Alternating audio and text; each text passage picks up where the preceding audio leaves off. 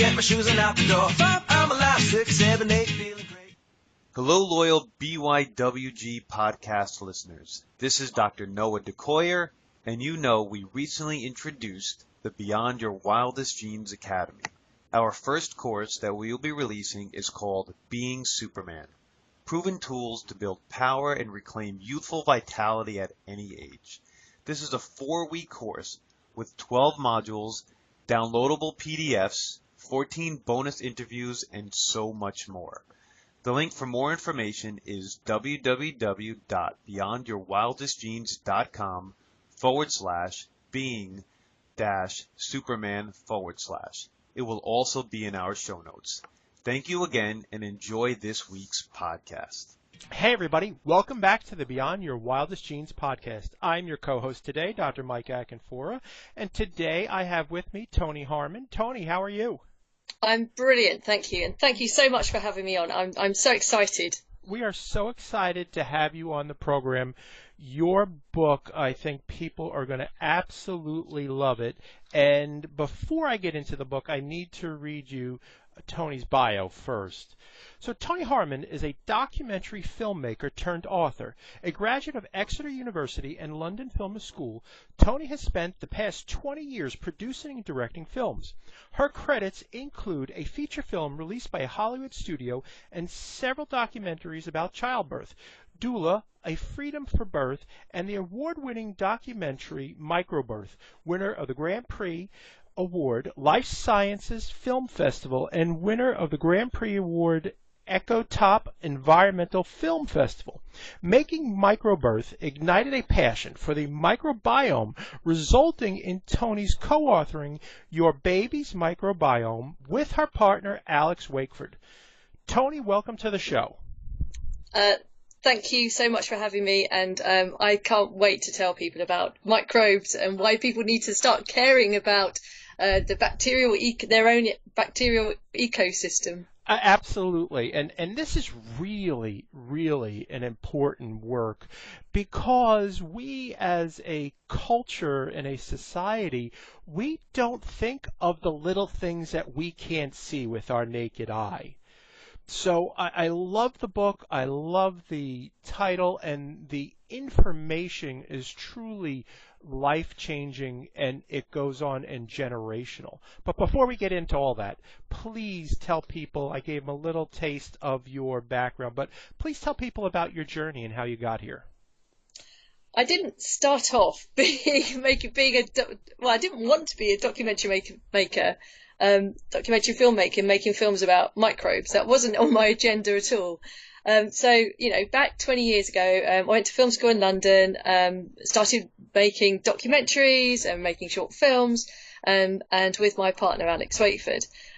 We had this dream of making feature films. So we just made our first feature film that got picked up by a Hollywood studio. And I thought I was off on a journey to Hollywood. Then I found I was pregnant, which was amazing, fantastic. And I had a baby and a little girl called Willow.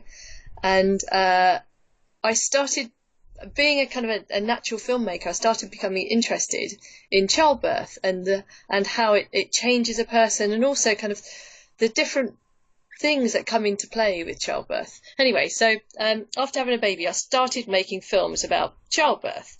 So I made a film about doulas, and then a film about human rights and childbirth.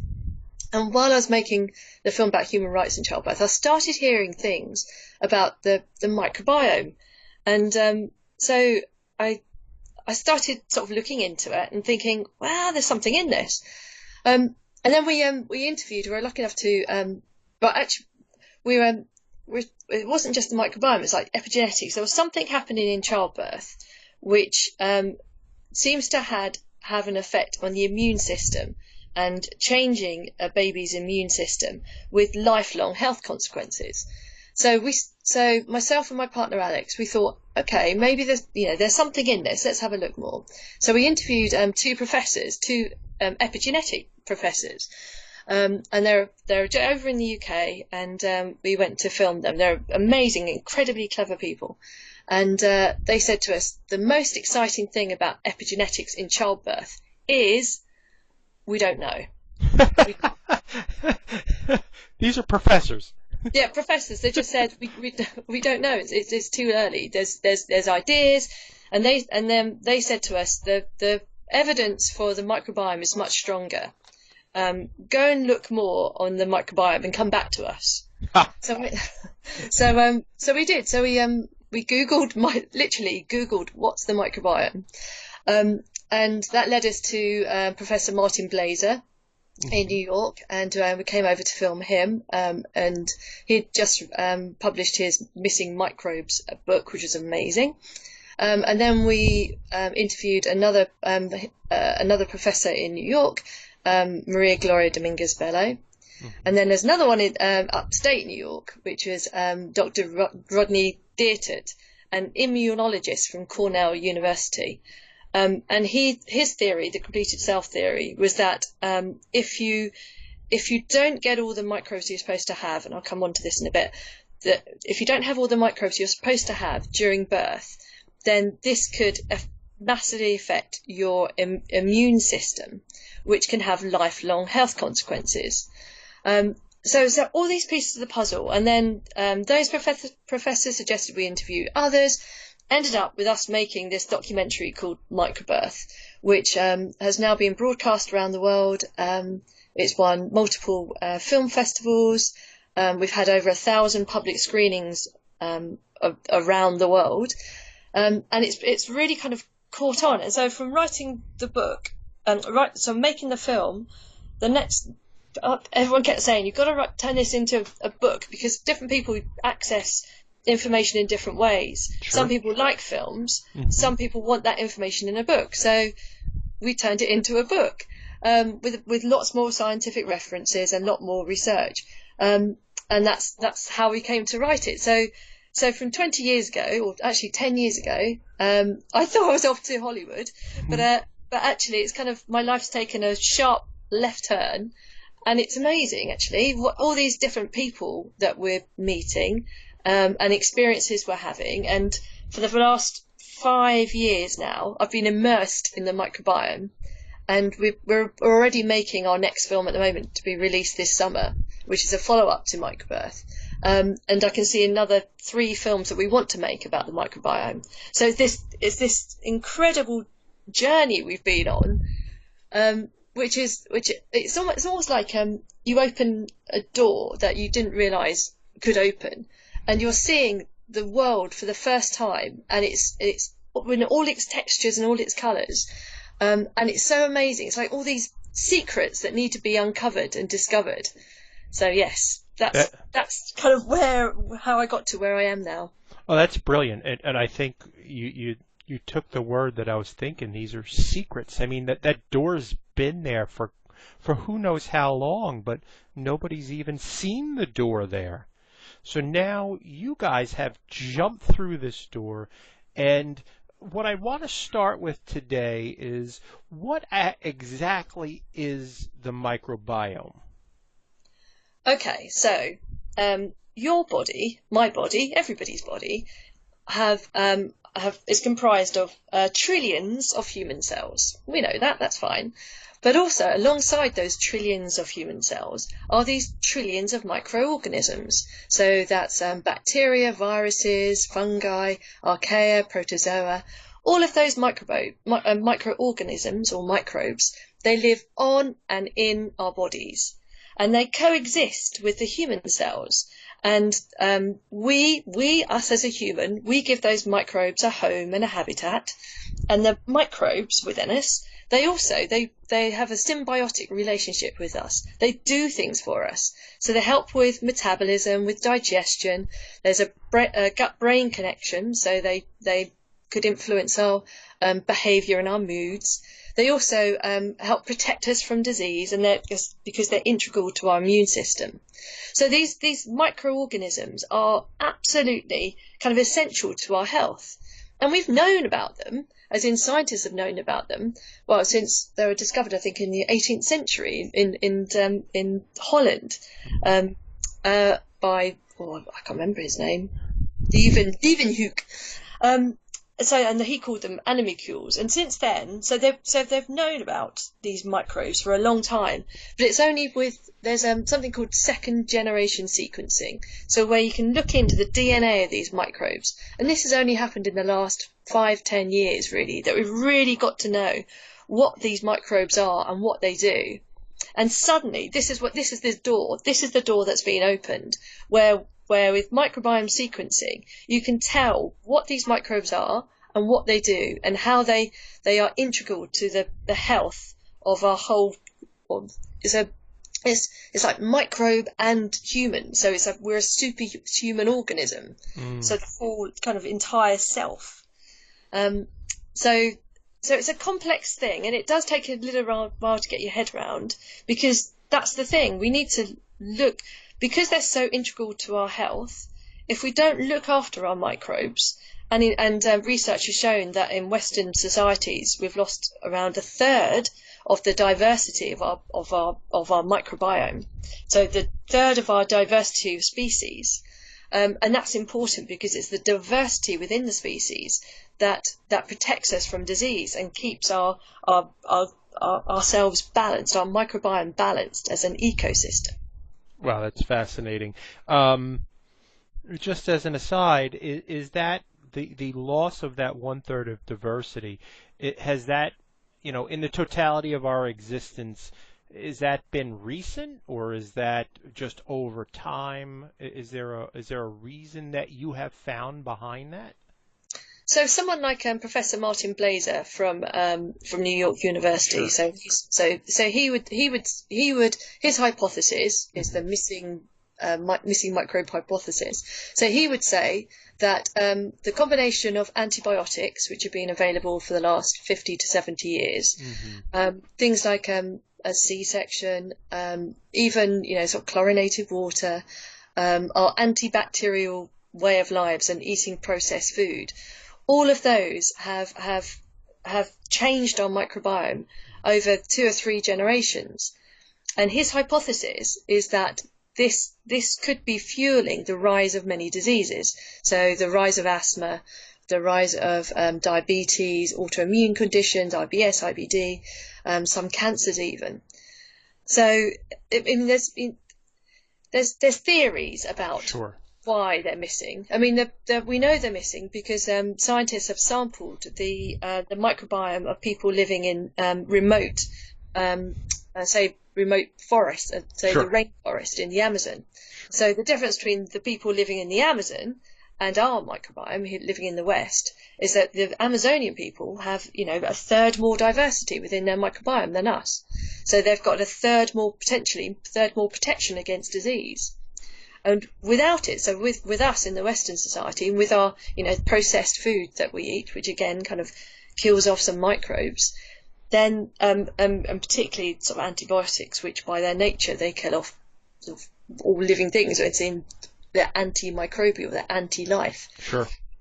So it's a combination of things over the last 2-3 generations that scientists are believing are linked to the rise of disease, and it's linked to what we are doing. It's like a climate change. Sure. For our human body.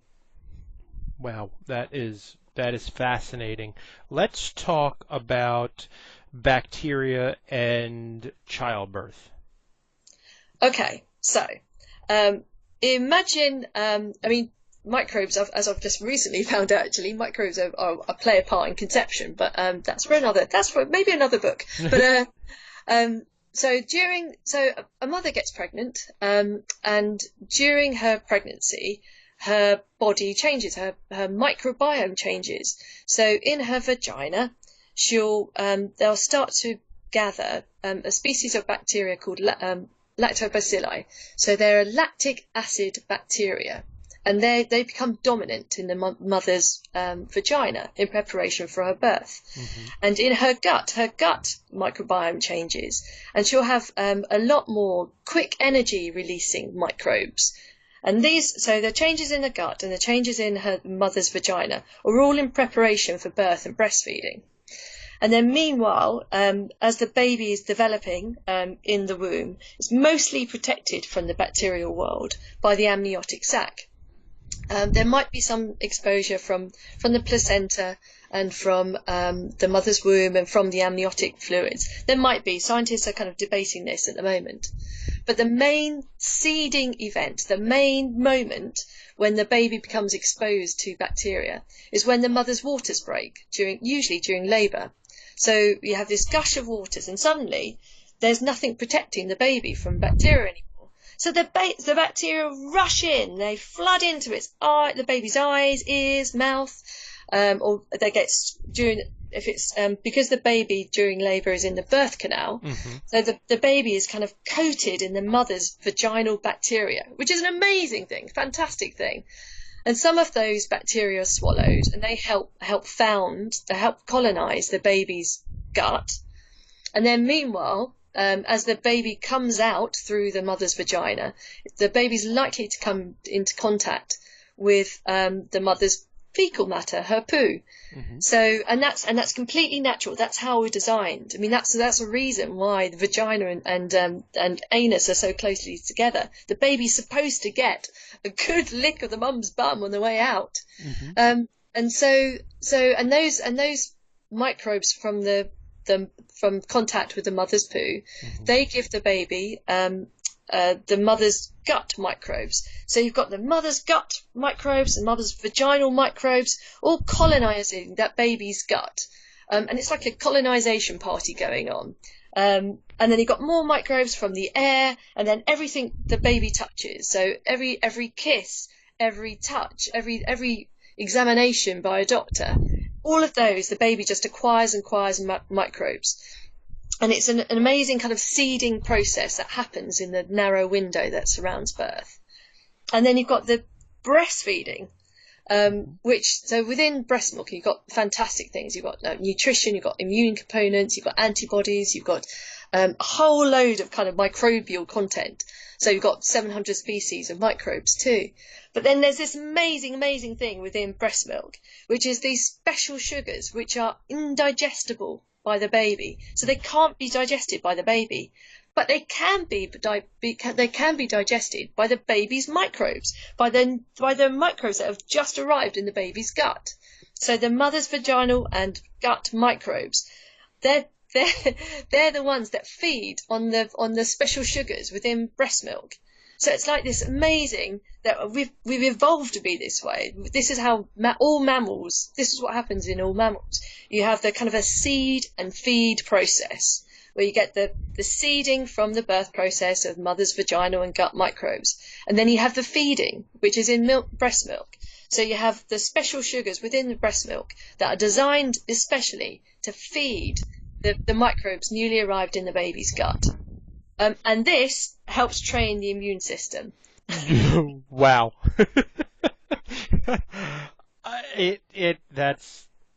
That's mind blowing, and we're really just at the tip of the iceberg when it comes to the birthing process. And I want to get into the difference between and what happens with cesarean versus vaginal birth. But before I do that, you were talking about the breast milk. What's the difference between breastfeeding and formula?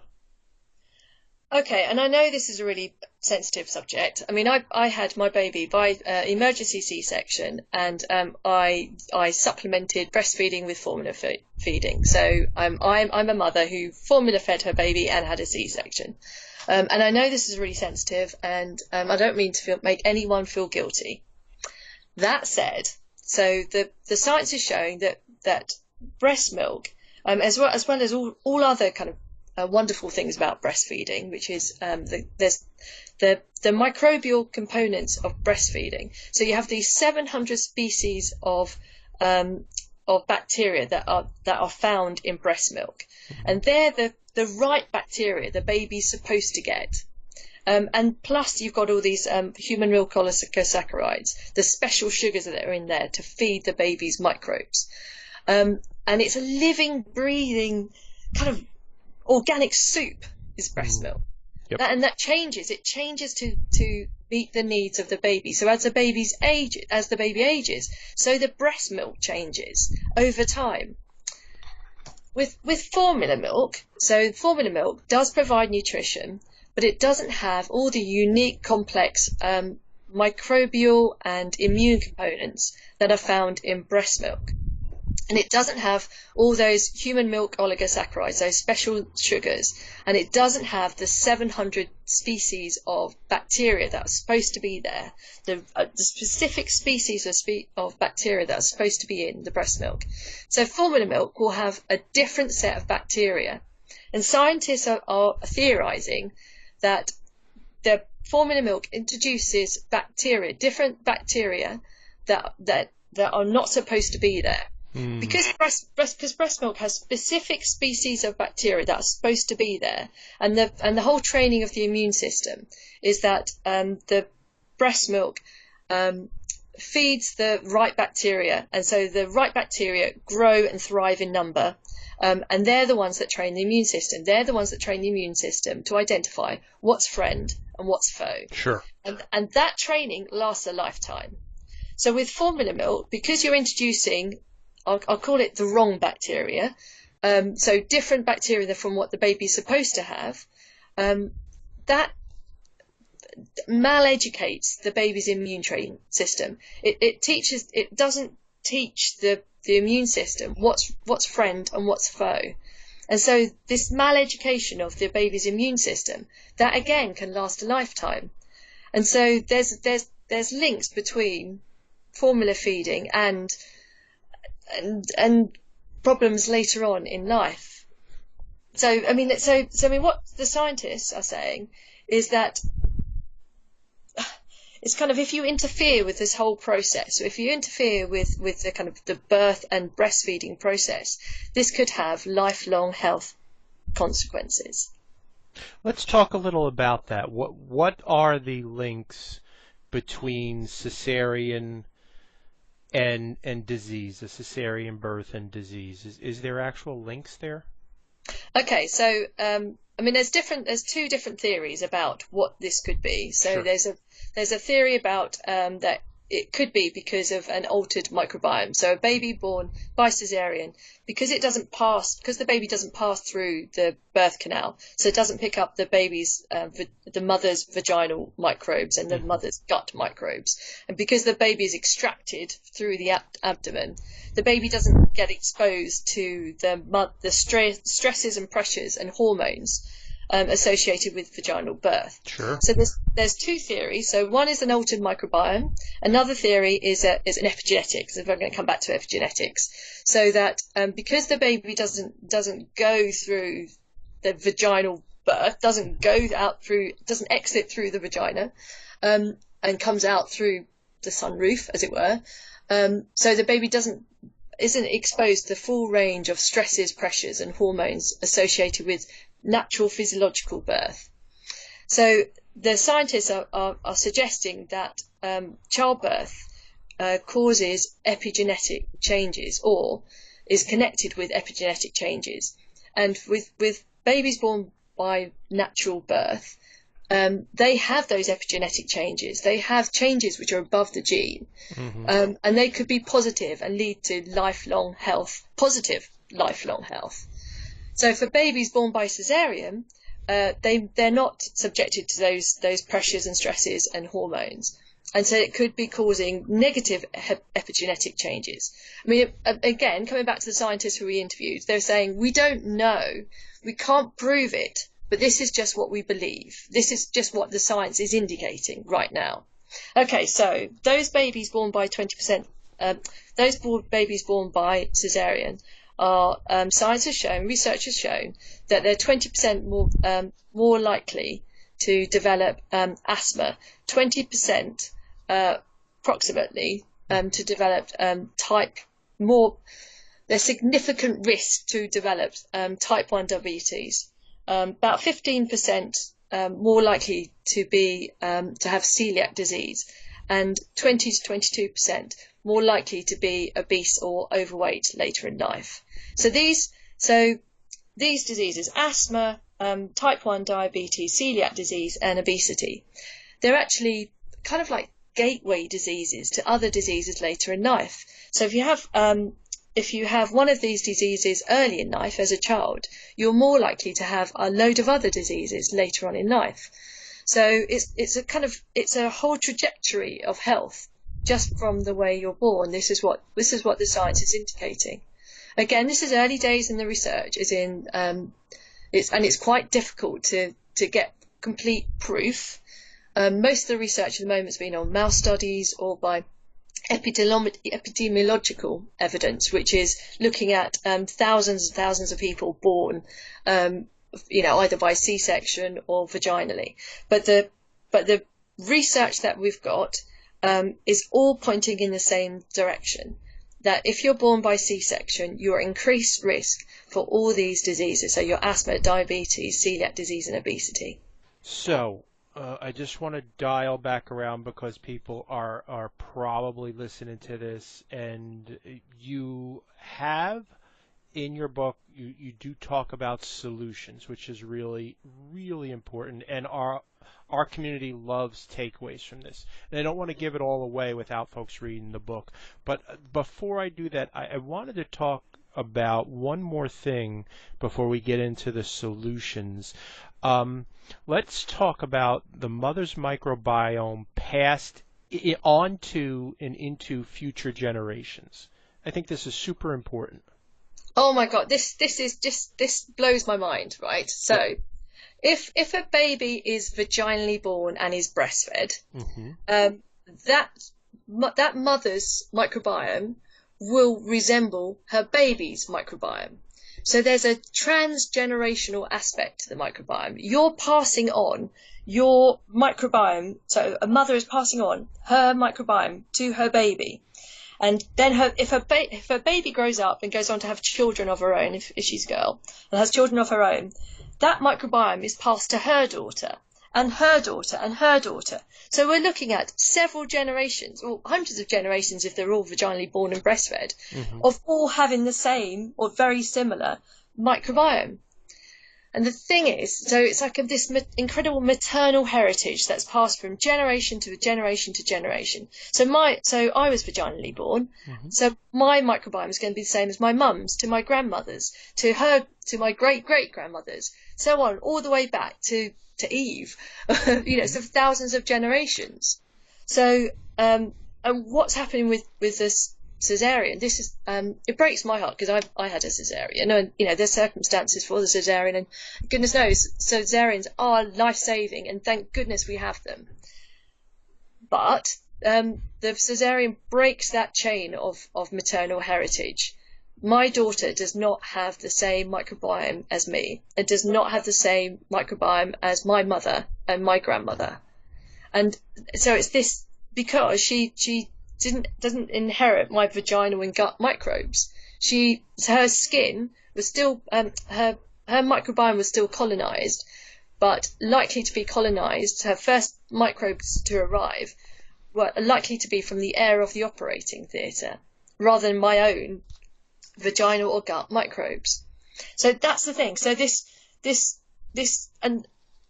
amazing maternal heritage. If I could say one thing to people, it's just this thing. Just that it's not just your DNA that you pass to your child; it's your microbes. And we have to start looking after pregnant mothers need to start looking after their microbes, because that's what's going to be passed to their children. And we all need to within the population need to be looking after our microbes, because that's what's going to be passed to the next generation. I agree with you 100% on that. I was in preparation for the interview, I was trying to fit that into my head. You're literally talking thousands of generations, or at least hundreds of generations where this has been passed down, and then it stops. I mean, that's it. Yeah. So when you start thinking about that, I mean, there are things you can do, a mother could do to kind of restore her baby's microbiome, but it's never going to be the same. Right. There's a narrow window which say Professor Rodney Deertit from Cornell University, a professor of immunotoxicology, he says there's a narrow window of time that surrounds birth to train the immune system to pass on that maternal heritage. And if you miss it, that window's gone. There's no second chances. I mean, there's things you might be able to do to help restore a baby's microbiome later on, but that's it. We have one chance. And that's why I kind of want to shout loud and proud that we need to start looking after our microbes, and we need to start thinking about them during pregnancy, during birth, during kind of infant feeding. Sure. And this actually needs to take place before this child enters the world. It is prenatal. Women and men need to take care of themselves. And this is the essence of what we do at Beyond Your Wildest Genes too.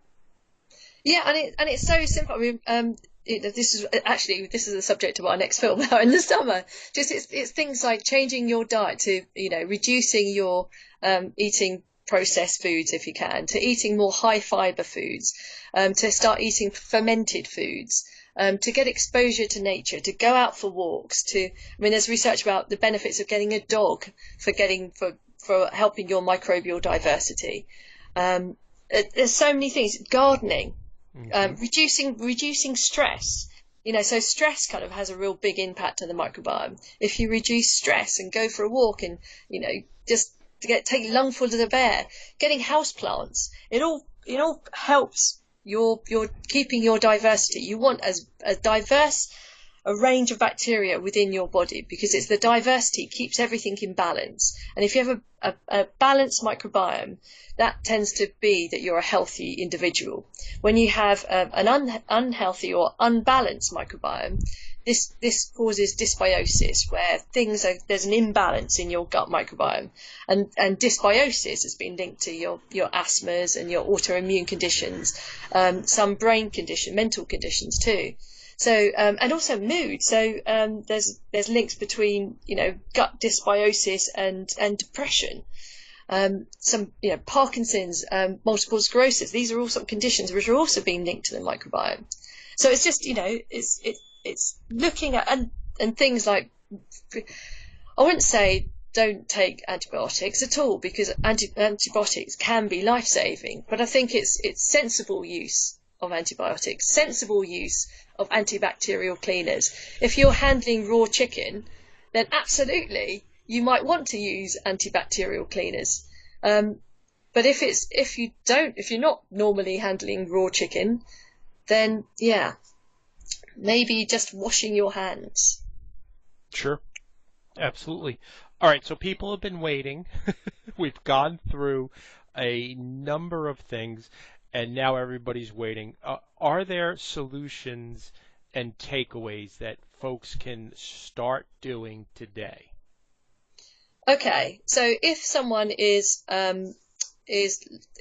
needing a C-section, if someone's pregnant and is starting to get worried, don't get worried, because that's stress and that might affect your baby. So it's not doom and gloom, okay? There's things you can do. So all those things which I mentioned. So every single person all around us can do this now. So eat more fermented foods, eat high fiber foods, eat a diverse range of fresh fruit and vegetables, eat less processed foods, go for walks, get microbial exposures. And then if you're pregnant, so all of that is true for a pregnant person, but particularly if you're pregnant, you should take advice from a healthcare provider. In fact, if you change your diet at all, really, you should take advice from your healthcare provider. There's some research at the moment from Dr. Maria Gloria Dominguez Bello is doing in New York University, where she's looking at a swab seeding, where for C-section babies as a means to potentially partially restore the microbiome of babies born by C-section. And what she does is she takes a swab and inserts it into the mother's vagina an hour before surgery. Takes out the swab before the baby is born, and then as the baby's born, the swab is wiped over the baby's mouth, baby's face, baby's body.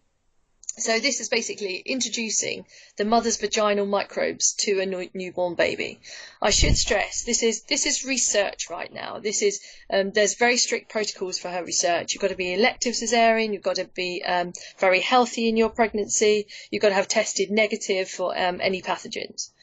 But the initial research, her preliminary findings are seeming to show that this could be something for the future, because it does partially, according to her early findings, it does partially restore the baby's microbiome. So that could be something for the future, swab seeding. There's also some research into probiotics. So to give a baby particular species of particular bacteria which they would have received. So one such species that the baby should get from the mother's gut is Bifidobacterium longan subspecies infantis. So I know some probiotics are being developed which has that particular species. Again, it's kind of maybe something in the next few months or the next year or two that's going to be available. What else could a mother do? I mean, immediate skin-to-skin feeding in the operating theatre, if possible. They're doing that a lot here. So immediate skin-to-skin with mother and baby. So the baby is born and put straight onto the mother's chest. That could be really beneficial for the baby to acquire the mother's skin microbes straight away. And then, biggest of all, exclusive breastfeeding. And I mean exclusive. Even one bottle of formula could make a difference in terms of introducing bacteria that shouldn't be there. So right from the start, if at all possible, I would say any support at all for exclusive breastfeeding. And I know it's hard, and I say this as a mum myself, and I struggle to breastfeed. And it is really hard. But if a baby needs to be born, or if a baby's born prematurely or a baby needs to be born by C-section, then definitely exclusive breastfeeding, because that can help introduce the mother's bacteria straight away. I love that. That is brilliant. And I've heard of, what was the doctor's name that you said that's doing that research with the swab? Dr. Maria Gloria Dominguez Bello. Dominguez Bello. That is just fantastic stuff. I am very cognizant of your time, Toni, and I really appreciate you being on the program today. Where can people find your wonderful book? Oh, thank you very much for asking. So the book's out this month in February, and it's available on Amazon, and it's called Your Baby's Microbiome. So it's Your Baby's Microbiome. Wonderful. And where can people find you in the world if they want to get in contact with you? Yeah, I love to hear from people, so absolutely get in contact. Probably the best way, go to microbirth.com and use the contact form. That's probably the easiest. Or find Microbirth Movie on Facebook, or just, Google me. Google Toni Harman and you can find me. And yeah, absolutely. Drop me an email, send me on Twitter.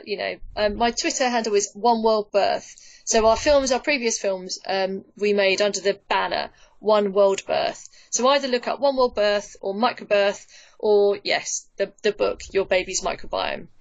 And I'll have all of Toni's contact information in the show notes. Thank you again, Toni. We really greatly appreciate your time and really enjoyed reading your wonderful book.